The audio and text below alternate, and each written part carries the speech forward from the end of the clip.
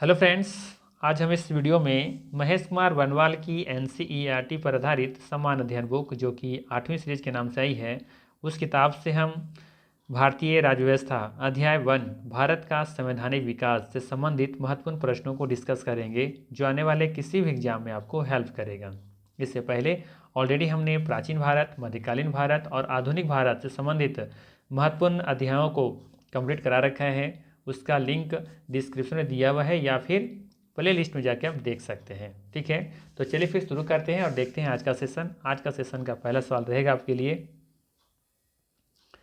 सवाल है, निम्नलिखित में से किस अधिनियम के द्वारा कोलकाता में सर्वोच्च न्यायालय की स्थापना की गई थी। सवाल है, किस अधिनियम के द्वारा कलकत्ता में सर्वोच्च न्यायालय की स्थापना की गई थी। याद रखना है, रेगुलेटिंग एक्ट के द्वारा कलकत्ता में सर्वोच्च न्यायालय की स्थापना की गई थी। ये ऑप्शन बिल्कुल यहाँ पे सही होगा, ध्यान रखिएगा। बाकी भी एक्ट के बारे में अगर जानकारी प्राप्त करनी है तो मेरा पिछला वीडियो आप देख सकते हैं, जिसमें महत्वपूर्ण एक्ट व कानून के बारे में डिस्कस हमने किया था। ठीक है, बाकी ध्यान रखिएगा। यहाँ पे रेगुलेटिंग एक्ट 1773 के द्वारा 1774 ईस्वी में कोलकाता में एक सर्वोच्च न्यायालय की स्थापना की गई थी तथा सर एलिजा इम्पे को इसका प्रथम मुख्य न्यायाधीश नियुक्त किया गया था। ये भी जरूर ध्यान रखिएगा यहाँ से। ठीक है, प्रथम मुख्य न्यायाधीश कौन थे? Elijah Impey. यहाँ से सवाल पूछा जा सकता है, ध्यान रखिएगा। ठीक है, चलिए अगला सवाल लेते हैं। भारतीय शासन व्यवस्था में प्रतिनिधि एवं लोकप्रिय घटक को समाविष्ट करने का प्रथम प्रयास किस अधिनियम के द्वारा किया गया था। ठीक है, सवाल क्या है? भारतीय शासन व्यवस्था में प्रतिनिधि एवं लोकप्रिय घटक को समाविष्ट करने का प्रथम प्रयास किस अधिनियम के द्वारा किया गया था। तो याद रखना है, भारतीय परिषद अधिनियम 1861 के तहत। ये ऑप्शन यहाँ पे बिल्कुल ही सही होगा, ध्यान रखिएगा। ठीक है, ध्यान रखना यहाँ पे भारतीय परिषद अधिनियम 1861 के द्वारा वायसराय की परिषद का विस्तार करते हुए पहले से निर्धारित 4 सदस्यों के अतिरिक्त विधि संबंधी विषयों हेतु एक 5वें सदस्य की नियुक्ति की गई। तत्कालीन वायसराय लॉर्ड कैनिंग के द्वारा प्रत्येक सदस्य को एक विशिष्ट विभाग आवंटित करते हुए विभागीय प्रणाली प्रारंभ की गई थी। कैनिंग ने 3 भारतीयों, बनारस के राजा, पटियाला के महाराजा तथा सर दिनकर राव तथा ये 3 थे, ध्यान रखना है, को भी इस परिषद का सदस्य मनोनीत किया गया। इस परिषद को केवल सलाह देने का अधिकार था, माफ़ कीजिएगा। ठीक है, इस परिषद को केवल सलाह देने का अधिकार था, सिर्फ सलाह दे सकते थे और यह वित्तीय विषयों पर चर्चा नहीं कर सकती थी। ये भी ध्यान रखना है। ठीक है, 3 भारतीयों को शामिल तो किया गया था, लेकिन देखेंगे यहाँ पे कि इन्हें सिर्फ सलाह देने का अधिकार था। ठीक है, सिर्फ सलाह दे सकते थे और वित्तीय विषयों पर चर्चा नहीं कर सकती थी। ठीक है, तो ये ध्यान रखना है। भारतीय शासन व्यवस्था में प्रतिनिधि एवं लोकप्रिय घटक को समाविष्ट करने के प्रथम प्रयास किस अधिनियम के द्वारा किया गया था? भारतीय परिषद अधिनियम 1861। ठीक है, चलिए आगे देखते हैं। अगला सवाल है, निम्नलिखित में से किस अधिनियम के अंतर्गत भारतीय विधान परिषद को बजट पर चर्चा करने की शक्ति प्राप्त हुई थी? बताना है, किस अधिनियम के अंतर्गत भारतीय विधान परिषद को बजट पर चर्चा करने की शक्ति प्राप्त हुई थी? तो याद रखना है यहाँ पे भारतीय परिषद अधिनियम 1892। ठीक है, यहाँ पे बी ऑप्शन बिल्कुल ही सही है, ध्यान रखना है। जबकि यहाँ देखेंगे भारतीय परिषद अधिनियम 1861 के तहत प्रतिनिधि एवं लोकप्रिय घटक को समाविष्ट करने का प्रथम प्रयास किया गया था 1861 में, जबकि 1892 में देखेंगे बजट पर चर्चा करने की शक्ति प्रदान की गई थी, प्राप्त हुई थी। ठीक है, भारतीय विधान परिषद को। ठीक है, ये ध्यान रखिएगा, यहाँ पे बी ऑप्शन सही होगा। इसके अलावा ध्यान रखना है यहाँ पे भारतीय परिषद अधिनियम 1892 के द्वारा वायसराय की परिषद में सदस्यों की संख्या बढ़ा दी गई और परिषद के कार्यों का विस्तार कर दिया गया। इसके अंतर्गत परिषद के सदस्यों को बजट पर चर्चा करने की शक्ति प्रदान की गई, परंतु उन्हें मतदान अधिकार प्राप्त नहीं था। ठीक है, अप्रत्यक्ष निर्वाचन पद्धति का आरंभ किया जाना इस अधिनियम की एक प्रमुख विशेषता थी। ठीक है, तो मतदान का अधिकार तो प्राप्त नहीं था। यहाँ पे एक चीज़ साथ में ये चीज़ हुआ यहाँ पे कि अप्रत्यक्ष निर्वाचन पद्धति का आरंभ किया जाना इस अधिनियम की एक प्रमुख विशेषता थी, अप्रत्यक्ष निर्वाचन पद्धति। ठीक है, भारतीय परिषद अधिनियम 1892 के तहत। ठीक है, चलिए आगे देखते हैं। यहाँ पे सूची 1 दे रखा है, इधर सूची 2 दे रखा है। हम लोग को क्या करना है, यहाँ पे मैच करना है। ठीक है, तो सबसे पहले हम लोग को यहाँ देखना है नियंत्रक मंडल की स्थापना ये कब हुआ था, किस अधिनियम के तहत हुआ था या किस एक्ट के तहत हुआ था, ये हम लोग को पता नहीं है। ठीक है, तो यहाँ पे देखेंगे हम लोग, सबसे पहला है नियंत्रक मंडल की स्थापना, ये पिट्स इंडिया एक्ट 1784 के तहत किया गया था। ठीक है, नियंत्रक मंडल की स्थापना। ठीक है, तो ए का 2 है यहाँ पे, ध्यान रखिएगा। इस बाद हम बात करें सर्वोच्च न्यायालय की स्थापना। ठीक है, पहले हम लोग देख चुके हैं। ठीक है, पहला क्वेश्चन हम लोग का यही था कि सर्वोच्च न्यायालय की स्थापना किस अधिनियम के तहत किया गया था, तो याद कीजिए रेगुलेटिंग एक्ट 1773 के तहत, और फिर उसके बाद 1774 में इसका स्थापना की गई थी। ठीक है, अधिनियम 1773 ये अधिनियम था, अर्थात यहाँ पे बी का 1 हो जाएगा। ठीक है, इसके बाद है ईसाई मिशनरियों को भारत में कार्य करने की अनुमति कब दी गई थी, किस अधिनियम के तहत, तो ये चार्टर्ड एक्ट 1813। ठीक है, चार्टर्ड अधिनियम 1813 के तहत देखेंगे कि ईसाई मिशनरियों को भारत में कार्य करने की अनुमति दी गई थी। ठीक है, तो सी का हो जाएगा यहाँ पे 3। ठीक है, एक बच गया आपका डी, तो डी का 4 हो जाएगा आपका। गवर्नर जनरल की परिषद में कानूनी सदस्य की नियुक्ति ये कब किस अधिनियम के तहत लाया गया था, तो चार्टर्ड अधिनियम 1833। ठीक है, तो यहाँ पे देखेंगे ऐसा ऑप्शन सिर्फ दिख रहा है आपको, यहाँ पे बी में दिख रहा होगा। ठीक है, चलिए अगला सवाल लेते हैं। चलिए अगला सवाल है किस अधिनियम के द्वारा केंद्र में द्विसदनीय विधायिका बनाई गई, बताना है किस अधिनियम के द्वारा केंद्र में द्विसदनीय विधायिका बनाई गई, किस अधिनियम के तहत। ठीक है, तो ध्यान रखना है 1919 के भारत सरकार अधिनियम के द्वारा। ठीक है, सी ऑप्शन यहाँ पे बिल्कुल नहीं क्या होगा, सही होगा, ध्यान रखिएगा। ठीक है, बाकी जरा से वह रिवीजन कर लीजिए। 1892 क्या था, 1892 क्या था आपका, याद है, 1892 था यहाँ पे बजट पर चर्चा करने की शक्ति। ठीक है, भारतीय विधान परिषद को बजट पर चर्चा करने की शक्ति प्रदान की गई थी भारतीय परिषद अधिनियम 1892 के तहत। ठीक है, ये ध्यान रखना है। चलिए अगला सवाल लेते हैं, बाकी अब थोड़ा सा चर्चा कर लेते हैं हम लोग। ठीक है, 1919 के बारे में, भारतीय सरकार अधिनियम 1919 के द्वारा भारतीय प्रशासनिक व्यवस्था में अनेक सुधार किए गए। केंद्र में द्विसदनीय विधायिका की स्थापना की गई। इस अधिनियम के द्वारा प्रत्यक्ष निर्वाचन प्रणाली अपनाई गई एवं महिलाओं को भी मत देने का अधिकार दिया गया। ये इंपॉर्टेंट लाइन है, ध्यान रखिएगा। भारत सरकार अधिनियम 1919 के तहत महिलाओं को भी मत देने का अधिकार दिया गया। इसके द्वारा प्रांतों में द्वैध शासन की स्थापना की गई। इस अधिनियम के द्वारा भारत में लोक सेवा आयोग का गठन एवं महालेखा परीक्षक की नियुक्ति का प्रावधान भी किया गया। इसे मॉन्टेगू चेम्सफोर्ड सुधार अधिनियम भी कहा जाता है, जिसे जरूर याद रखिएगा। भारत सरकार अधिनियम 1919 को मॉन्टेगू चेम्सफोर्ड सुधार अधिनियम भी कहा जाता है। ठीक है, चलिए अगला सवाल लेते हैं। अगला सवाल है निम्न में से किस अधिनियम के फलस्वरूप बर्मा को भारत से पृथक किया गया था। बर्मा जिसे आज हम लोग म्यांमार के नाम से जानते हैं, बताना है किस अधिनियम के तहत अलग किया गया था भारत से। ठीक है, तो दिएगा ऑप्शन में आपको बताना है यहाँ पे, तो याद रखना है गवर्नमेंट ऑफ इंडिया एक्ट 1935 या फिर कह सकते हैं भारत शासन अधिनियम 1935 के तहत। ठीक है, तो सी ऑप्शन यहाँ पे बिल्कुल ही सही होगा, ध्यान रखना है। भारतीय शासन अधिनियम 1935 के तहत या कह सकते हैं गवर्नमेंट ऑफ इंडिया एक्ट 1935 के तहत देखेंगे। इसी के आने के बाद बर्मा को भारत से पृथक किया गया था। ठीक है, याद रहेगा, कोई दिक्कत नहीं होना चाहिए यहाँ पे। जबकि देखेंगे 1919 वाला है ना, ये 1919 में क्या आया था, तो याद कीजिए भारत सरकार अधिनियम 1919 के द्वारा भारत प्रशासनिक व्यवस्था में अनेक सुधार किए गए थे और वहाँ पे केंद्र में द्विसदनीय विधायिका की स्थापना की गई थी गवर्नमेंट ऑफ इंडिया एक्ट 1919 के तहत। ठीक है, चलिए आगे देखते हैं, ध्यान रखिएगा। भारत शासन अधिनियम 1935 गवर्नमेंट ऑफ इंडिया एक्ट 1935 के प्रावधानों के द्वारा वर्ष 1937 में बर्मा को भारत से अलग कर दिया गया और उड़ीसा एवं सिंध नामक 2 नए प्रांत बनाए गए। इस अधिनियम के अंतर्गत 1 अक्टूबर 1937 को दिल्ली में संघीय न्यायालय फेडरल कोर्ट की स्थापना की गई। ठीक है, ध्यान रखना है यहाँ पे बर्मा को भारत से अलग कब किया गया? 1937 में। किस अधिनियम के तहत? तो भारत शासन अधिनियम 1935 के तहत। और इसी अधिनियम के तहत देखेंगे कि उड़ीसा एवं सिंध नामक 2 नए प्रांत बनाए गए थे। ठीक है, चलिए, और ये भी लाइन याद रखिएगा, 1 अक्टूबर 1937 को दिल्ली में संघीय न्यायालय, है ना, फेडरल कोर्ट की स्थापना की गई थी। ठीक है, चलिए अगला सवाल लेते हैं। अगला सवाल रहेगा, 1935 के अधिनियम द्वारा स्थापित संघ में अवशिष्ट शक्तियां किसको दी गई थी? ठीक है, सवाल है कि 1935 के अधिनियम के द्वारा स्थापित संघ में अवशिष्ट शक्तियां किसको दी गई थी? ठीक है, तो याद रखना है गवर्नर जनरल को। किसको?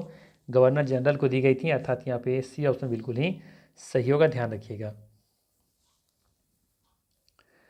भारत शासन अधिनियम 1935 के द्वारा केंद्र तथा प्रांतों के मध्य शक्तियों का विभाजन 3 सूचियां, संघ सूची, प्रांतीय सूची और संवर्धित सूची में किया गया था। अवशिष्ट शक्तियां सहित विदेश, प्रतिरक्षा तथा कुछ आपातकालीन अधिकार गवर्नर जनरल को प्रदान किए गए थे। ठीक है, आप देखेंगे कि आज भी हमारे 8वीं अनुसूची में, 7वीं अनुसूची में, माफ़ कीजिएगा 7वीं अनुसूची में देखेंगे संघ सूची, है ना, और राज्य सूची और संवर्धित सूची देखने को मिलती है। ठीक है, चलिए अगला सवाल लेते हैं। भाई साहब देखेंगे कि ये जो आपका अधिनियम है ना, गवर्नमेंट ऑफ इंडिया एक्ट 1935, तो हमारे संविधान का लगभग देखेंगे कि बहुत सारा जो हिस्सा है वो इसी अधिनियम से जो लिए गए हैं। मतलब कह सकते हैं कि गवर्नमेंट ऑफ इंडिया एक्ट 1935 से ही आज का हमारा जो संविधान बना हुआ है, लगभग उसमें कानून वही लगभग देखने को मिलते हैं। ठीक है, एक बड़ा हिस्सा कह सकते हैं कि शामिल है 1935 वाला जो एक्ट था। अखिल भारतीय संघ स्थापित करने का प्रावधान शामिल किया गया था। अखिल भारतीय संघ स्थापित करने का प्रावधान शामिल किया गया था किस प्रस्ताव के अधिनियम या फिर किस अधिनियम के तहत? तो याद रखना है भारत सरकार अधिनियम 1935 के तहत ही। ठीक है, ये ऑप्शन बिल्कुल सही होगा, ध्यान रखिएगा। अखिल भारतीय संघ स्थापित करने का प्रावधान भारत सरकार अधिनियम 1935 में ये किया गया था। ठीक है, के तहत किया गया था, ध्यान रखना है। भारत सरकार अधिनियम 1935 में एक अखिल भारतीय संघ स्थापित करने का प्रावधान किया गया था, परंतु यह व्यवस्था लागू नहीं की जा सकी क्योंकि देशी रियासतों ने इसमें शामिल होने से क्या किया था? इनकार कर दिया था। ठीक है, चलिए अगला सवाल है, राष्ट्रपति को अध्यादेश जारी करने की शक्ति किस अधिनियम के द्वारा दी गई है? राष्ट्रपति को अध्यादेश जारी करने का शक्ति किस अधिनियम के द्वारा दी गई है? तो याद रखना है भारत सरकार अधिनियम 1935। ठीक है, बी ऑप्शन बिल्कुल यहाँ पे सही है, ध्यान रखना है। ध्यान रखना है यहाँ पे भारतीय संविधान में, ठीक है, भारतीय संविधान में राष्ट्रपति द्वारा अध्यादेश निर्गत करने की शक्ति भारत सरकार अधिनियम 1935 की धारा 42 से प्रेरित है। वर्तमान में यह शक्ति संविधान के अनुच्छेद 123 के अंतर्गत दी गई है। ठीक है, ये लाइन याद रखना है, वर्तमान में यह शक्ति संविधान के अनुच्छेद 123 के अंतर्गत दी गई है। ठीक है, चलिए अगला सवाल लेते हैं। इधर सूची 1 दे रखा है, इधर सूची 2 दे रखा है, भारतीय संविधान के तत्व और इधर देश जिससे ये लिया गया है। ठीक है, बहुत इंपॉर्टेंट है, यहाँ से ध्यान रखिएगा। यहाँ से अलग अलग क्वेश्चंस पूछे जा सकते हैं, जैसे कि राज्य के नीति निर्देशक तत्व किस देश से लिया गया है, मूल अधिकार किससे लिए गए, संवर्धित सूची किससे लिए गए।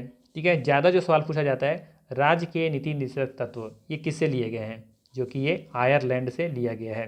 ठीक है, तो ध्यान रखना है ए का सही मैच हो जाएगा, यहाँ से देखेंगे तो 3 हो जाएगा। ठीक है, ये ध्यान रखना है। बाकी देखेंगे मूल अधिकार, तो ये संयुक्त राज्य अमेरिका से लिया गया है, सबको पता होगा, है ना।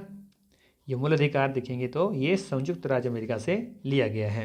ठीक है, संवर्धित सूची के बारे में बात करें, ठीक है, या फिर कह सकते हैं संघ राज्यों की जो संवर्धित सूची है, ये संवर्धित सूची लिया गया है ऑस्ट्रेलिया से। ठीक है, तो सी का यहाँ पर हो जाएगा 1। ठीक है, वहीं बात करें भारत राज्यों का संघ है तथा संघ में अधिक शक्ति निहित है, ये कहाँ से लिया गया है? तो ये लिया गया है कनाडा से। कहाँ से लिया गया है? कनाडा से लिया गया है, ध्यान रखना है। ठीक है, ये कनाडा से लिया गया है, तो डी का हो जाएगा यहाँ पे 2। ठीक है, थोड़ा सा यहाँ अगर हम बात करें यूनाइटेड किंगडम से क्या लिया गया है, ठीक है, तो ध्यान रखना है यूनाइटेड किंगडम या ब्रिटेन कह सकते हैं, यहाँ से विधि का शासन लिया गया है, संसदीय शासन प्रणाली ली गई है, एकल नागरिकता ली गई है, द्विसदनीय व्यवस्था ली गई है। ठीक है, सर्वाधिक मत के आधार पर चुनाव जीत का निर्णय यहीं से लिया गया है, विधायिका के अध्यक्ष पद की भूमिका यहीं से ली गई है, संसदीय विशेषाधिकार यहीं से लिया गया है, ब्रिटेन से ही। ठीक है, तो बहुत कुछ लिया गया ब्रिटेन से। ठीक है, तो द्विसदनीय व्यवस्था जरूर याद रखिएगा एक तो, ठीक है। संसदीय शासन प्रणाली, ठीक है, इसको याद रखिएगा। और विधि का शासन, ये तीन जरूर याद रखिएगा, जो कि ब्रिटेन से लिया गया है, ठीक है। तो ये ध्यान रखना है यहाँ पे फाइनली। राज्य के नीति निर्देशक तत्व, तो ये आयरलैंड से लिया गया है। मूल अधिकार संयुक्त राज्य अमेरिका से लिया गया है। संवर्धित सूची ऑस्ट्रेलिया से लिया गया है। भारत राज्यों का संघ है तथा संघ में अधिक शक्ति निहित है, ये कहाँ से लिया गया है? कनाडा से लिया गया है, ठीक है।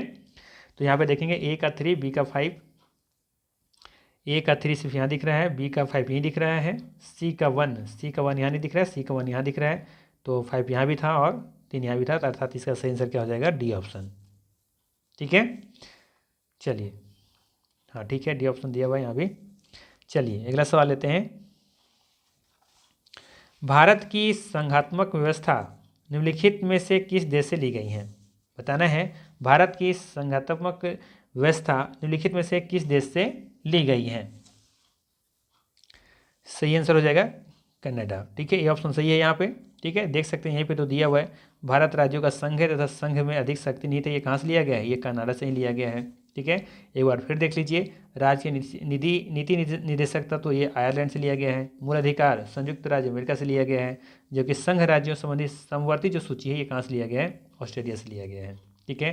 संघात्मक व्यवस्था ये कनाडा से लिया गया है, ठीक है, ध्यान रखना है, ठीक है। यूके से तो हमने बता दिया, द्विसदन वाला कहानी, ठीक है। चलिए अगला सवाल लेते हैं। अच्छा थोड़ा सा देख लेते हैं इसे।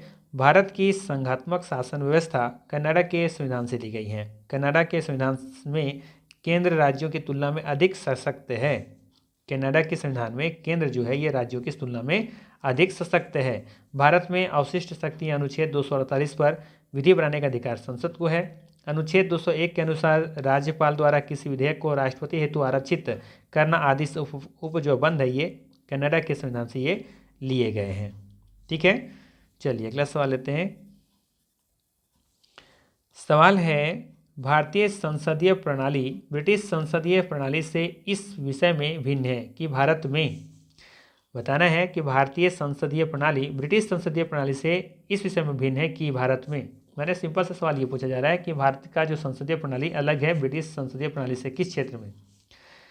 पहला है वास्तविक और नाममात्र दोनों प्रकार की कार्यपालिका, बी में है सामूहिक उत्तरदायित्व की व्यवस्था में, या फिर सी दे रखा है द्विसदनीय विधायिका है, और डी में न्यायिक पुनरावलोकन की व्यवस्था है। किस में? देखेंगे कि अलग है दोनों में। बाकी तीन समान होगा, जब वहाँ होगा यहाँ पे वही चीज़ देखने को मिलेगा, लेकिन एक ऐसा है जो कि भिन्न है भारत की संसदीय प्रणाली में और ब्रिटिश संसदीय प्रणाली में, ठीक है। तो ध्यान रखिएगा, वास्तविक और नाममात्र दोनों प्रकार की कार्यपालिका है, ये दोनों जगह देखने को मिलता है आपको, ठीक है। वास्तविक और नाममात्र दोनों प्रकार की कार्यपालिका देखने को मिलती है भारतीय संसदीय प्रणाली में भी और ब्रिटिश संसदीय सिस्टम में भी, ठीक है। सामूहिक उत्तरदायित्व, ठीक है, ये भी देखने को मिलता है दोनों जगह। द्विसदनीय विधायिका पहले भी हम डिस्कस कर चुके हैं, ठीक है, कि वहाँ पे द्विसदनीय संसद देखने को मिलती हैं या विधायिका देखने को मिलती हैं, तो ये भी सही है। लेकिन न्यायिक पुनरावलोकन देखने को थोड़ा सा जो व्यवस्था है ये दोनों जगह डिफरेंट है, ठीक है, अलग है, ठीक है। आइए देखते हैं। ब्रिटिश संसदीय प्रणाली में संसद सर्वोच्च तथा प्रभुत्व संपन्न है। ब्रिटिश संसदीय प्रणाली में संसद सर्वोच्च है तथा प्रभुत्व संपन्न है। यहाँ पर कोई लिखित संविधान नहीं है, रिटेन कॉन्स्टिट्यूशन जो है यहाँ पे बिल्कुल भी नहीं है, लिखित संविधान नहीं है। कहाँ पे? ब्रिटेन में। और न्यायपालिका को विधायिका द्वारा निर्मित किसी कानून का न्यायिक पुनर्विलोकन का कोई अधिकार नहीं है, ठीक है। भारत के संविधान में न्यायिक पुनर्विलोकन प्रत्यक्ष नहीं बल्कि अप्रत्यक्ष रूप से अनुच्छेद 13 में निहित है, ठीक है। इसके अंतर्गत कार्यपालिका के किसी आदेश या विधायिका के किसी कानून पर न्यायालय द्वारा पुनरावलोकन करना और असंवैधानिक पाए जाने पर उसे रद्द कर देने का अधिकार है, लेकिन इस तरह का वहाँ पे देखने को नहीं मिलता। भारतीय संविधान में न्यायिक पुनर्विलोकन की संकल्पना अमेरिका के संविधान से ली गई है, ठीक है, ध्यान रखना है। भारतीय संविधान में न्यायिक पुनर्विलोकन की जो संकल्पना है ये अमेरिका के संविधान से ली गई है, ठीक है, याद रखना है। तो यहाँ पे 3 सही था, डी गलत था। न्यायिक जो पुनर्विलोकन है ये की जो व्यवस्था है ये दोनों जगह नहीं है, सिर्फ भारत में है, ठीक है। चलिए अगला सवाल लेते हैं। निम्नलिखित में से कौन सा कथन सत्य है? पहला है संयुक्त राज्य अमेरिका में सरकार की संघीय प्रणाली है, ठीक है, क्या दे रखा है? दे रखा है कि संयुक्त राज्य अमेरिका में सरकार की संघीय प्रणाली है। पूछा है कौन सा कथन सत्य है, ये कथन सत्य दिख रहा है। ठीक है, अब देखेंगे कि संयुक्त राज्य अमेरिका में सरकार की जो व्यवस्था है, वहाँ जो सिस्टम है वो संघीय है। ठीक है, तो ये सही है। भारत में सरकार की संघीय और एकात्मक दोनों प्रकार की प्रणाली है, नहीं एकात्मक नहीं है। ठीक है, ये यहाँ पे गलत हो जा रहा है। ठीक है, और देखते हैं क्या दे रखा है, और दे रखा है फ्रांस में सरकार की संघीय प्रणाली है। तो अब देखेंगे ये फ्रांस में सरकार की संघीय प्रणाली यहाँ पे देखने को नहीं मिलता है। ठीक है, ध्यान रखिएगा। आगे है पाकिस्तान में प्रधानमंत्री की नियुक्ति वहाँ की जनता के द्वारा की जाती है। तो ये भी यहाँ पे देखेंगे कथन क्या है, गलत है। ठीक है, तो सिर्फ पहला वहाँ पे सही था, ध्यान रखिएगा। चलिए अगला सवाल लेते हैं। अगला सवाल है भारतीय संविधान में निहित मौलिक अधिकारों की अवधारणा किस देश के संविधान से ग्रहण की गई है। बताना है भारतीय संविधान में निहित मौलिक अधिकारों की अवधारणा किस देश के संविधान से ग्रहण की गई है। ठीक है, इसका भी हमको इस सवाल का भी हम डिस्कस पहले कर चुके हैं। बताइए इसका आंसर क्या होगा। तो याद रखना है संयुक्त राज्य अमेरिका। ठीक है, यहीं से हम लोग लिए मौलिक अधिकार।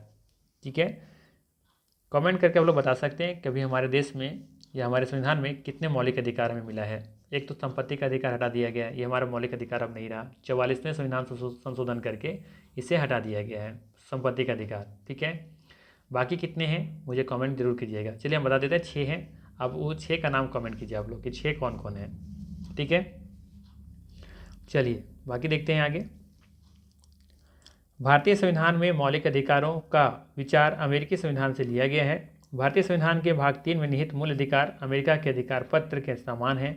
इन अधिकारों को प्राकृतिक और अपरिहार्य अधिकार भी कहा जाता है। ठीक है, चलिए अगला सवाल लेते हैं। अगला सवाल है डॉक्टर बी.आर. अम्बेडकर का संविधान सभा में निर्वाचन हुआ था। Doctor B R. अम्बेडकर का संविधान सभा में निर्वाचन हुआ था पश्चिम बंगाल से, बम्बई प्रेसिडेंसी से, तत्कालीन मध्य भारत से या फिर पंजाब से। ठीक है, अच्छा सवाल है, ध्यान रखिएगा, एग्जाम में पूछा गया सवाल है। सही आंसर होगा बम्बई प्रेसिडेंसी से। ठीक है, बी ऑप्शन सही होगा यहाँ पे। ठीक है, डॉक्टर बी.आर. अम्बेडकर का संविधान सभा में निर्वाचन कहाँ से हुआ था, बम्बई प्रेसिडेंसी से। ठीक है, ध्यान रखिएगा। संविधान सभा के प्रारंभिक चुनाव 1946 में डॉक्टर भीमराव अंबेडकर का निर्वाचन अविभाजित भारत के बंगाल प्रांत के पूर्वी भाग से हुआ था। देश के विभाजन के पश्चात यह क्षेत्र पाकिस्तान में चले जाने के कारण डॉक्टर भीमराव अंबेडकर बम्बई प्रेसिडेंसी के पुनः संसदीय क्षेत्र से उपचुनाव में निर्वाचित हुए थे। ठीक है, ध्यान रखना है यहाँ पे संविधान सभा के प्रारंभिक जब चुनाव हुआ था 1946 में, तो डॉक्टर भीमराव अंबेडकर का निर्वाचन कहाँ से हुआ था, उसमें भारत विभाजन नहीं हुआ था, तो बंगाल प्रांत के पूर्वी भाग से हुआ था। लेकिन देश के विभाजन के पश्चात यह क्षेत्र पाकिस्तान में चले जाने के कारण डॉक्टर भीमराव अंबेडकर बम्बई प्रेसिडेंसी के पुनः संसदीय क्षेत्र से उपचुनाव में ये निर्वाचित हुए थे। ठीक है, चलिए अगला सवाल है डॉक्टर भीमराव अंबेडकर के जन्म और मृत्यु का वर्ष क्रमशः क्या है। ठीक है, अच्छा सवाल है। तो ध्यान रखना है यहाँ पे 1891 में इनका जन्म होता है। ठीक है, और इनका मृत्यु कब होता है, 1956 में। ठीक है, तो यहाँ पे बी ऑप्शन सही दिख रहा है। ठीक है, ध्यान रखिएगा। भारतीय संविधान के निर्माण में मुख्य भूमिका निभाने वाले डॉक्टर भीमराव अंबेडकर का जन्म 14 अप्रैल 1891 को महू में हुआ था, जो कि मध्य प्रदेश में है। ठीक है, और इनकी मृत्यु 6 दिसंबर 1956 को दिल्ली में हुई थी। ठीक है, मध्य प्रदेश में इनका जन्म होता है और मृत्यु इनका दिल्ली में होता है। मध्य प्रदेश में एक जगह का नाम है महू, वहीं पर इनका जन्म हुआ था 1891 में 14 अप्रैल को। ठीक है, चलिए अगला सवाल लेते हैं। अगला सवाल है निम्नलिखित में से कौन अगस्त 1946 में गठित प्रथम अंतरिम सरकार का सदस्य नहीं था। बताना है कि कौन अगस्त 1946 में जब गठित हुआ था प्रथम अंतरिम सरकार, तो उसमें सदस्य नहीं था। कौन नहीं था ये आपको बतानी है। तो याद रखना है डॉक्टर एस राधाकृष्णन, जो कि देश के प्रथम उपराष्ट्रपति थे। ठीक है, तो ये नहीं थे इसमें शामिल। बाकी सी राजगोपालाचारी थे, डॉक्टर राजेंद्र प्रसाद भी थे और जगजीवन राम भी थे। ठीक है, देखिएगा ध्यान से यहाँ पे कैबिनेट मिशन योजना के अंतर्गत अंतरिम सरकार का गठन 24 अगस्त 1946 में किया गया। अंतरिम सरकार के सदस्यों में जवाहरलाल नेहरू, डॉक्टर राजेंद्र प्रसाद, सरदार वल्लभ भाई पटेल, सी राजगोपालाचारी, जगजीवन राम आदि सदस्य शामिल थे। लेकिन डॉक्टर एस राधाकृष्णन अंतरिम सरकार के सदस्य नहीं थे, बल्कि वे स्वतंत्र भारत के पहले उपराष्ट्रपति थे। ठीक है, ध्यान रखिएगा, ये भी याद रखना चाहिए हम लोग को। जवाहरलाल नेहरू को क्या बनाया गया था, ये प्रधानमंत्री ये बने थे। ठीक है, डॉक्टर राजेंद्र प्रसाद, कौन सा पद मिला था इन्हें? खाद्य एवं कृषि मंत्री इन्हें बनाया गया था। ठीक है, सरदार वल्लभ भाई पटेल को गृह एवं सूचना प्रसारण मंत्री बनाया गया था। ठीक है इन्हें। ठीक है, जवाहरलाल नेहरू प्रधानमंत्री थे, डॉक्टर राजेंद्र प्रसाद क्या थे? खाद्य एवं कृषि मंत्री थे। जबकि बात करें यहाँ पे हम लोग इनके बारे में, जगजीवन के बारे में, तो ये इन्हें श्रम मंत्री दिया गया था। जीवन जीने के लिए इन्हें श्रम की जरूरत थी, तो इन्हें श्रम मंत्री इन्हें दिया गया था। ठीक है, इसे याद रख सकते हैं। जगजीवन और जीवन जीने के लिए श्रम करने की आवश्यकता होती है, मेहनत करने की जरूरत होती है, तो जगजीवन को श्रम मंत्री मिला था। ठीक है, याद रखना है। ध्यान रखिएगा, हम ये बात कर रहे हैं स्वतंत्र भारत का पहला जब मंत्रिमंडल बना था 1947 में, तब की बात हम कर रहे हैं, ध्यान रखिएगा। ठीक है, चलिए अगला सवाल लेते हैं। अगला सवाल है, भारत की संविधान सभा का प्रथम अधिवेशन कब प्रारंभ हुआ था? भारत की संविधान सभा का प्रथम अधिवेशन कब प्रारंभ हुआ था? प्रथम अधिवेशन। ठीक है, तो याद रखना है यहाँ पे, प्रथम अधिवेशन शुरुआत हुआ था ये 9 दिसंबर 1946 को। ठीक है, 9 दिसंबर 1946 को इसका सही आंसर, ध्यान रखिएगा, बी ऑप्शन सही होगा। ठीक है, ध्यान रखना है, भारतीय संविधान सभा की पहली बैठक 9 दिसंबर 1946 को हुई, जिसका अस्थायी सदस्य डॉक्टर सच्चिदानंद सिन्हा थे। संविधान सभा की पहली बैठक में मुस्लिम लीग शामिल नहीं हुई, अतः बैठक में 389 सदस्यों में से केवल 211 सदस्यों ने ही भाग लिया था। ठीक है, 11 दिसंबर 1946 को संविधान सभा ने डॉक्टर राजेंद्र प्रसाद को निर्विरोध संविधान सभा के अस्थायी अध्यक्ष के रूप में निर्वाचित किया था। ठीक है, तो संविधान सभा के अस्थायी अध्यक्ष कौन थे? तो ये थे डॉक्टर राजेंद्र प्रसाद। ठीक है, ध्यान रखना है। और ये भी ध्यान रखना है, संविधान सभा की पहली बैठक में मुस्लिम लीग शामिल नहीं हुई थी, तो देखेंगे यहाँ पे 389 सदस्यों में से सिर्फ यहाँ पे 211 सदस्य ही भाग लिए थे। ठीक है, चलिए अगला सवाल लेते हैं। अगला सवाल है, संविधान सभा के समक्ष संविधान की प्रस्तावना किसने प्रस्तुत की? संविधान सभा के समक्ष संविधान की जो प्रस्तावना था वो किसने प्रस्तुत की थी, ये आपको बतानी है। ठीक है, तो याद रखना है, संविधान सभा के समक्ष संविधान की प्रस्तावना जवाहरलाल नेहरू ने प्रस्तुत की थी। ठीक है, अर्थात यहाँ पे ए ऑप्शन बिल्कुल ही सही होगा, ध्यान रखिएगा। संविधान सभा की तीसरी बैठक 13 दिसंबर 1946 को हुई थी। ठीक है, संविधान सभा की तीसरी बैठक कब हो रही है? 13 दिसंबर 1946 को। ठीक है, वहीं पहली बैठक कब हुई थी? तो भारतीय संविधान सभा की पहली बैठक 9 दिसंबर को हुआ था। ठीक है, कब? 9 दिसंबर को। तीसरी बैठक कब हुई थी? 13 दिसंबर को। ठीक है, और दूसरी बैठक कह सकते हैं 11 दिसंबर। ठीक है, तो 9, 2, 11 और 2, 13 कंटिन्यू है लग रहा है। ठीक है, 2 का गैप है, 9, 2, 11, 2, 13, 9 का प्रथम, 11 का द्वितीय, 13 को तृतीय। ठीक है, और द्वितीय में हम देखेंगे कि यहाँ पे मुस्लिम इसमें भाग नहीं ली थी। जब अधिवेशन हुआ था, माफ़ कीजिएगा, जब ये तीसरी बैठक हुई थी, दूसरा जब बैठक हुआ था तो उसमें मुस्लिम लीग उसमें शामिल नहीं हुई थी। ठीक है, तो कह सकते हैं कुल 389 सदस्यों में से केवल 211 सदस्यों ने इसमें भाग लिया था। ठीक है, और तीसरा यहाँ पे देखेंगे बैठक कब हो रहा है? 13 दिसंबर 1946 को। इस दिन जवाहरलाल नेहरू द्वारा संविधान सभा के समक्ष संविधान की प्रस्तावना या कहें उद्देशिका, जो प्रियम्बल कहते हैं, तो प्रस्ताव प्रस्तुत किया। इस उद्देश्य प्रस्ताव के प्रारूप में भारत के भावी प्रभुसत्ता संपन्न लोकतांत्रिक गणराज्य की रूपरेखा प्रस्तुत की गई थी। इस प्रस्ताव में एक संघीय राज्य व्यवस्था की परिकल्पना की गई थी, जिससे सभी लोगों के लिए सामाजिक, आर्थिक, राजनीतिक न्याय आदि सुनिश्चित हो सके। इस प्रस्तावना को संविधान सभा द्वारा 22 जनवरी 1947 को स्वीकार किया गया था। ठीक है, ध्यान रखना है, इस प्रस्तावना को स्वीकार कब किया गया था? 22 जनवरी 1947 को। ठीक है, याद रहेगा, संविधान सभा में प्रस्तावना को कब स्वीकार किया गया? 22 जनवरी 1947 को। ठीक है, चलिए अगला सवाल लेते हैं। इधर दे रखा है सूची 1, इधर दे रखा है सूची 2। ठीक है, इधर उपाध्यक्ष दे रखे हैं कौन थे? संविधान सभा के पहले उपाध्यक्ष कौन थे? प्रारूप समिति के मूलतः एकमात्र कांग्रेसी सदस्य कौन थे? राजस्थान की रियासतों का कौन थे? प्रतिनिधित्व करने वाले संविधान सभा के अध्यक्ष कौन थे? सदस्य कौन थे? और संघ संविधान समिति के अध्यक्ष कौन थे? ये हमें बतानी है। ठीक है, तो देखिए पहले दे रखा है संविधान सभा के पहले उपाध्यक्ष। ठीक है, तो कौन थे ये? तो ध्यान रखना है, संविधान सभा के पहले उपाध्यक्ष थे मुखर्जी। ठीक है, कहाँ दिख रहा है? ये 4 नंबर दिख रहा है यहाँ। ठीक है, तो हम लोग कह सकते हैं एक का क्या हो जाएगा? 4। ठीक है, संविधान सभा के पहले उपाध्यक्ष कौन थे? HC मुखर्जी। वहीं बात करें प्रारूप समिति के मूलतः एकमात्र कांग्रेसी सदस्य कौन थे, तो ध्यान रखना ये थे के एम मुंशी। प्रारूप समिति के मूलतः एकमात्र कांग्रेसी सदस्य थे के एम मुंशी थे, अर्थात हम कह सकते हैं यहाँ पे बी का 3। ठीक है। वहीं बात करें राजस्थान की रियासतों का प्रतिनिधित्व करने वाला संविधान सभा के सदस्य कौन था, तो ये थे टी कृष्णामाचारी। ठीक है, अर्थात हमें ए ऑप्शन दिख रहा है यहाँ पे। ठीक है, ये वाला सी का हो जाएगा 1।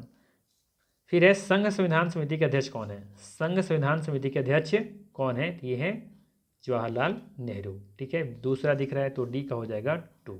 अब मिला लीजिए यहाँ पे, तो देखेंगे ए का 4 सिर्फ यहाँ दिख रहा है और किसी में तो दिख ही नहीं रहा। ठीक है, तो अर्थात यहाँ पे बी ही लेकर चलेंगे वो लोग। ठीक है, बाकी देखिए डी का 2 आ रहा है तो यहाँ पे डी का 2 यहाँ दिख रहा है। ठीक है, चलिए अगला सवाल लेते हैं। अगला सवाल है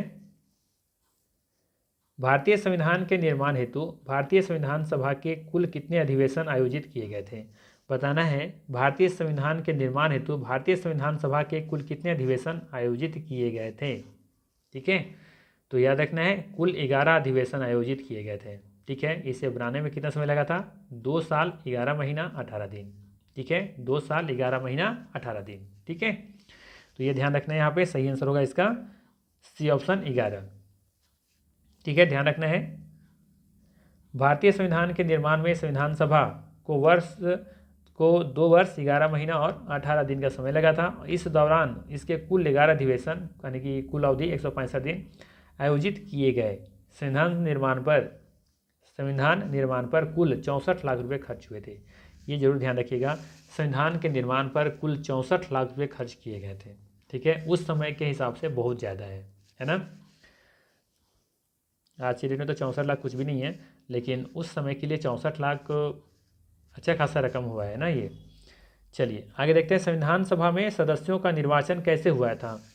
संविधान सभा में सदस्यों का निर्वाचन कैसे हुआ था, प्रत्यक्ष रूप से जनता द्वारा, या फिर भारतीय राष्ट्रीय कांग्रेस के नामांकन के द्वारा, या फिर भारतीय राज्यों के शासकों के नामांकन के द्वारा, या फिर प्रांतीय विधानसभा के सदस्यों के द्वारा। कैसे हुआ था संविधान सभा के सदस्यों का निर्वाचन, ये आपको बतानी है।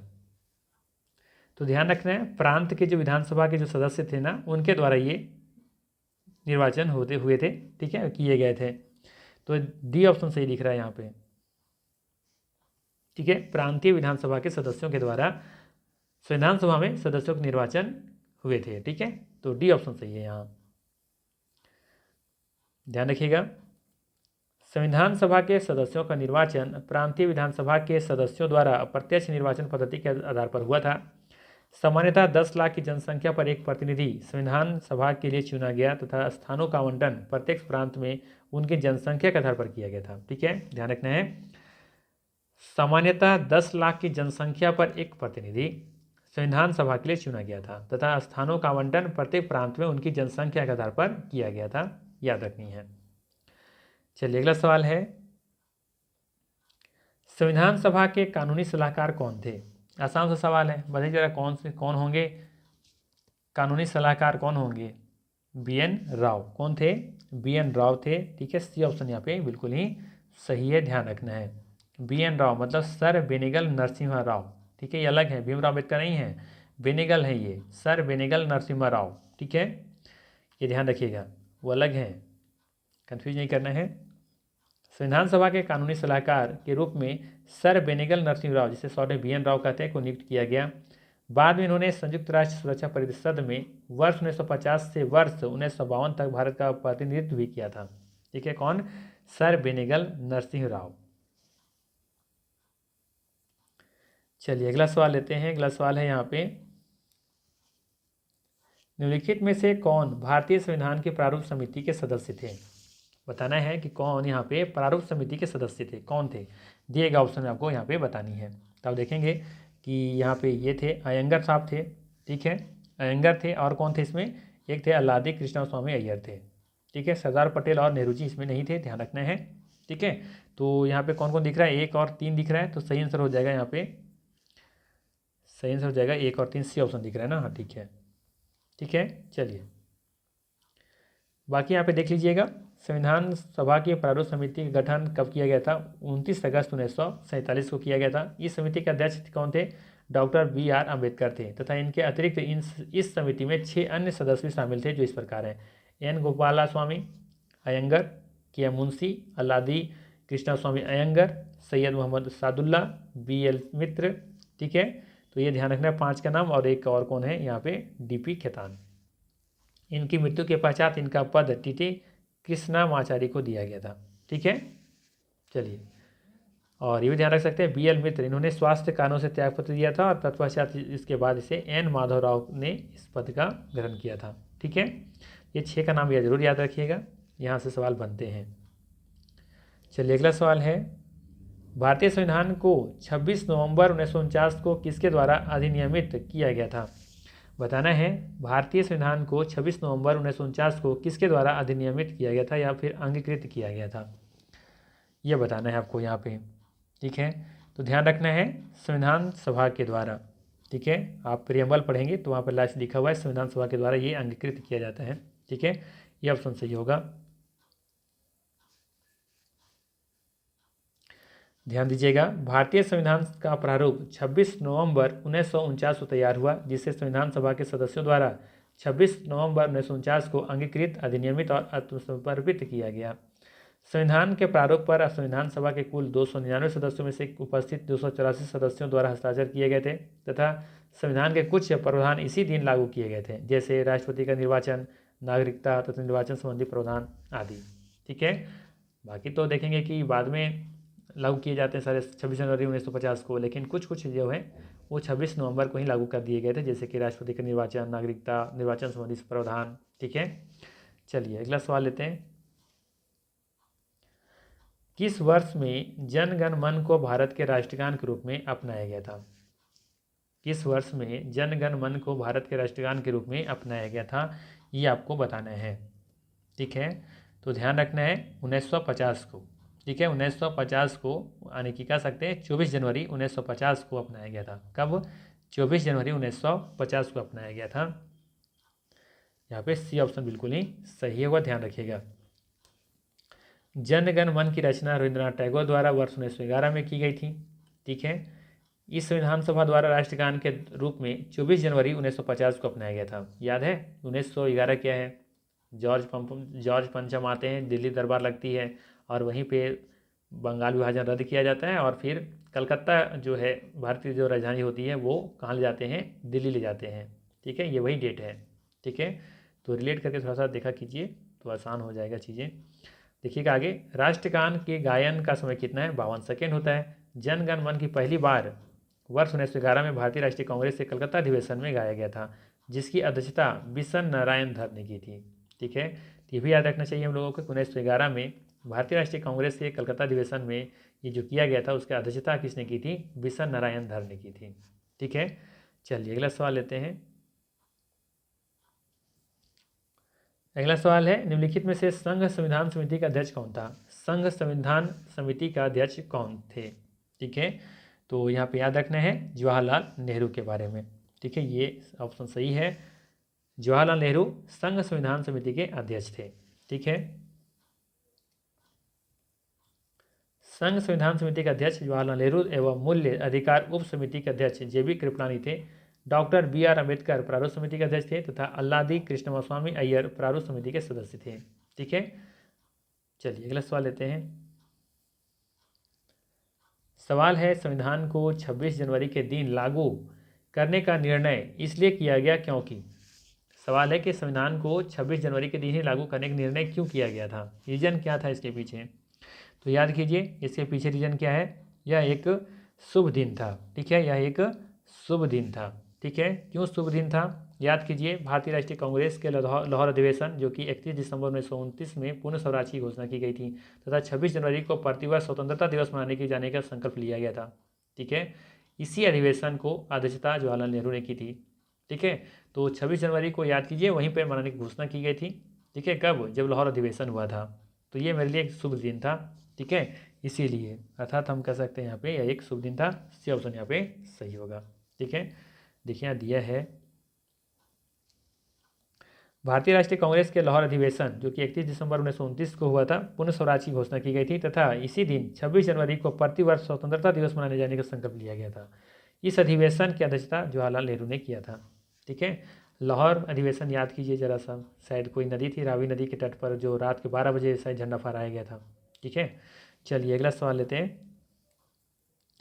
वर्ष 1946 में निर्मित अंतरिम सरकार में कार्यपालिका परिषद के उपसभापति कौन थे? ठीक है, ये थे जवाहरलाल नेहरू। ठीक है, ए ऑप्शन सही है यहाँ पे। 2 दिसंबर 1946 को अंतिम सरकार का गठन किया गया था। वायसराय को इस कार्यपालिका परिषद का पदेन अध्यक्ष तथा परिषद के उपाध्यक्ष या उपसभापति के रूप में जवाहरलाल नेहरू को नियुक्त किया गया था। ठीक है, ध्यान रखिएगा। चलिए अगला है, अगला सवाल है, संविधान सभा के प्रथम मनोनीत उपसभापति कौन थे? संविधान सभा के प्रथम मनोनीत उपसभापति कौन थे? ठीक है, कौन थे? Frank Anthony. कौन थे? फ्रैंक एंथोनी थे, अर्थात डी ऑप्शन सही होगा। ध्यान रखिएगा, 9 दिसंबर 1946 को संविधान सभा के अस्थायी अध्यक्ष डॉक्टर सच्चिदानंद सिन्हा द्वारा फ्रैंक एंथोनी को संविधान सभा का प्रथम मनोनीत अस्थायी उपसभापति नियुक्त किया गया।